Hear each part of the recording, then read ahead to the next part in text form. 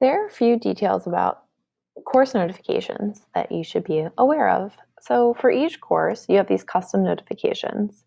You should make sure you select that course comments on updates, assignments, or discussions, because then if anybody submits a submission for your discussion, you'll get an alert. I also like to include comments on your posts, and then notifications for assignment submissions and test quiz submissions. This really means assessments. This is when you'll be able to know whether or not a student submitted an item. Not only that, you will also have reminders here of ungraded submissions so that you can click on these and be taken straight to your assignment to be able to review. Other things that you can do is you can go to the individual item and be able to check on the grading.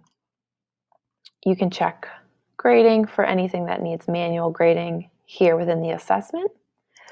Another trick that you should know about is for items that you can check in your gradebook, especially if you've marked items as incomplete. So for example, you'll want to look for little logos. This little blue page means that the student did submit this assignment. So you'll want to look for anything that does not have a grade and this little icon. One of the best ways to do that is you can also mark anything that needs grading. It will highlight those cells for you. So for example, you can see that those were already graded. These were not, but they were submitted. So I could click on the item and go to it. Other things that you can do is look at graded with new submission. And that will highlight, make sure that I uncheck this other one. And then that way, this one will check anything that has graded with a new submission. I don't have any of these, which you can see here.